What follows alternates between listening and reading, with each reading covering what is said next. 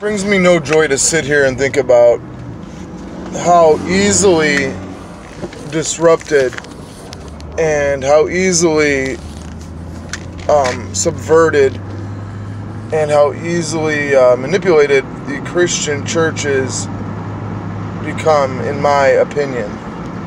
I'm not happy that my educated conclusion is that Christianity in America only took a couple bucks, a couple pieces of paper, a little bit of money, time, and patience, and it's basically been relegated to prosperity preaching, comfort preaching. You know, they say in the end times men will have itchy ears and only seek out, people that won't confront them with hard realities. People refuse to see, maybe they see it, but there's this thing in Christians where they don't want to be confronted. I see these people going on vacations, doing all this unnecessary, and I'm not trying to sit here and say like I'm perfect, because I'm not perfect, that's for sure. And I'm not trying to act like I am, and I'm not trying to say I'm better than them. I'm just saying, when people who haven't found Christ look at that, when people who are weary of the church, who really don't have the Lord in their heart, or what Christians refer to as the Holy Ghost within them, you're not going to bring them over. You know what you might attract?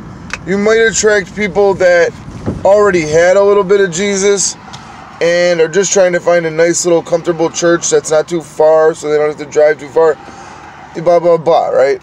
Where they fit in and their friends are. But you're not going to win over the masses, and you're not going to save those who desperately need to hear it the most. The youth have been completely, generations have been lost. My generation completely wiped out, dead, locked up,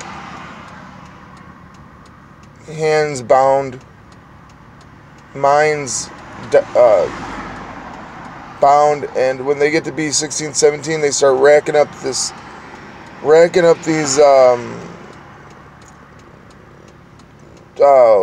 let's say felonies, jail experiences, which can make a man's life better if he, uses it to, be productive in jail and use it as a learning experience. But then there's women that get used by men because they want to go out and party. They become easy. They have a reputation of being easy. They now have acquired baggage, possibly a father who's absentee in her child's life. Possibly she made bad... Oh my God, they got cops everywhere in this town. Possibly they made bad decisions. Possibly this, that, and the other. See, there they are behind me. Double trouble. They're going to get somebody. Double trouble. But, and in men, some fall prey to, if they're not a Christian, perhaps, one of the traps could be, drugs, alcohol, homosexuality, perhaps, which I don't really think has anything to do too much with whether or not you believe on Jesus. I think it doesn't help not to know Jesus, but there's a lot of tricks and traps of the world that people can die, or ruin their life. And then there's there's just so many bad things that could happen to people in this city. Chicago is a meat grinder slaughterhouse. I've seen it take people and just chew them up and spit them out. Kill them young. 15, 16, 17. Wiped off the earth. They make it to 25 sometimes. But I've seen it mostly 22 and younger is usually when people die. There's some scattered 23-year-olds, 27-year-olds, 30-year-olds here and there. But it just really kind of frustrates me. But then I think to myself, you know what, David? The fact that they don't worry about what you worry about, they don't... Because I think they're in the position to organize some of these churches and fight back against, let's say,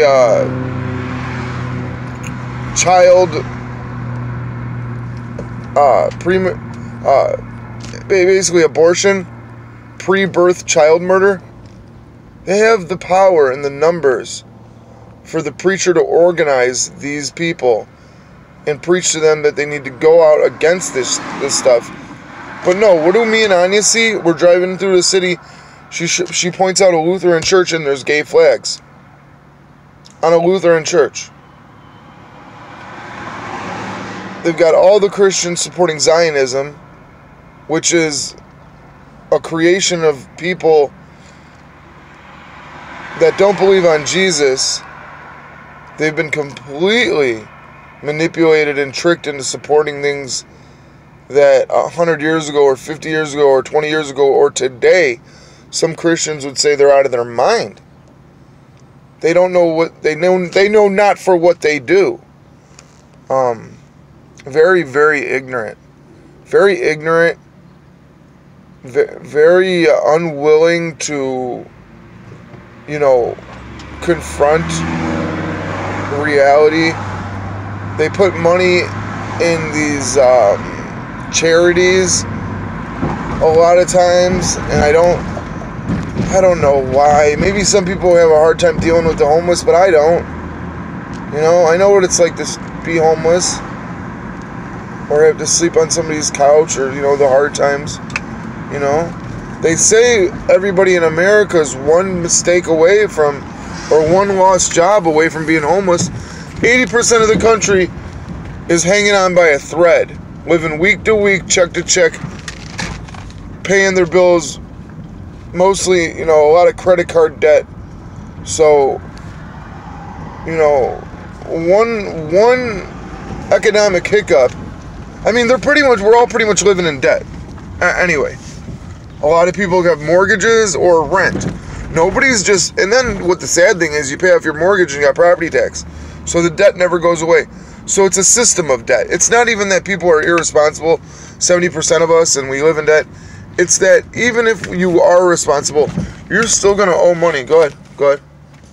You're still going to owe the tax man. Regardless, there will still be property tax. So how are you free at all if you're bound by property tax? You aren't. It's 100% false.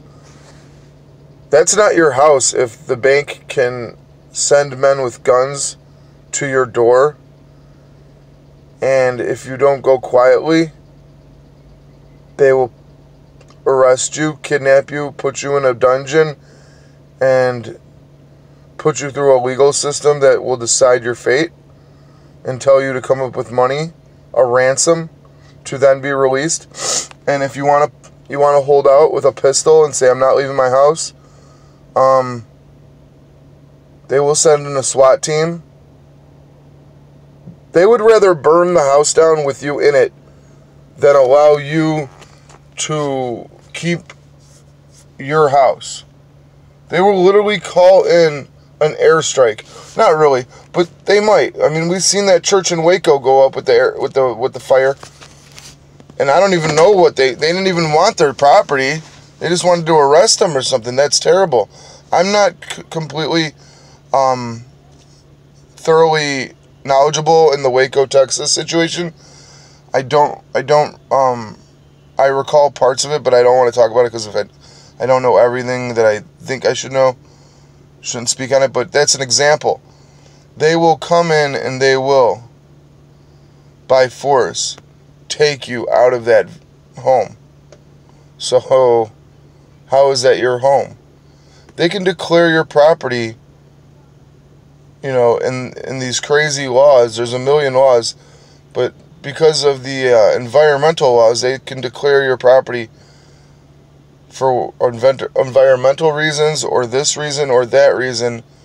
They'll try to buy you out, but they'll go around. They will circumvent the proper law and use environmental laws or something else to, get you out of your land and property if they deem that property to be useful to the government, or maybe some governor has a backdoor deal and he wants that property for such and such, and he got paid by a lobbyist that represented a commercial operation to they didn't give him that money just to go out there and ask you. They went out there for him to go out there and tell you you're giving up your land. That's it. That's all. You can fight it in court. You're going to go up against the state of Colorado, state of Illinois, which should be illegal. If they want to sue a person and the person's innocent until proven guilty, shouldn't they provide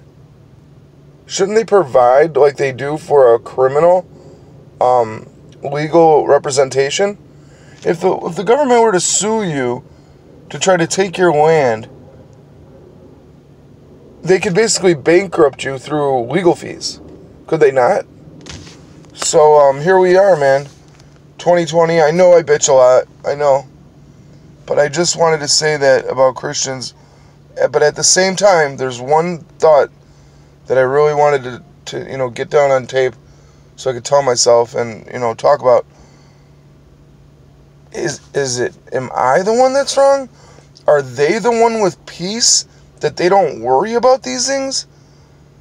Are they letting go and letting God handle it? When myself, I'm not putting it in God's hands. I'm saying we, the people, need to be proactive. I can't sit here and say with 100% certainty that my way is right. But I can't sit here and say that it's wrong. Like, maybe you should let God, but maybe, but that's what they would say. Let God handle it. But God works through people. So I've heard these arguments that, we need to just focus on being the best we can be and being a good example and doing what we can. But in this day and age, it's going to take more than that. People not being vocal has led us where we're at. People being too comfortable has led us to where we're at, I believe. And us not discussing all aspects of life leaves Christians either ignorant or taught the opposite of what I believe they should be taught. They should be kept up on current events. They should be political, and they should be involved in laws that are against the tenets of Christianity. Like I said, baby sacrifice. In the Bible, they sacrificed their baby to the star god, Moloch, Remphan. I think it's Acts chapter 7, verse 43. And you gave up your children to the star god, and you made images to the star god. And they would have like processions or parades with, you would have in a parade a 6-pointed star, some say. But we know it was a star, and they would sacrifice their children to a star.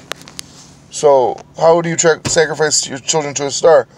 Well, it's most likely the bull god with the horns, and I think he was depicted in certain, maybe it was Josephus, or whoever had seen these things, said it was a bull lit on fire, lit ablaze, and the child was placed into his burning hands, his red-hot hands, and the bull had a 6-point star on his chest, or possibly adorned over the, in some way it was it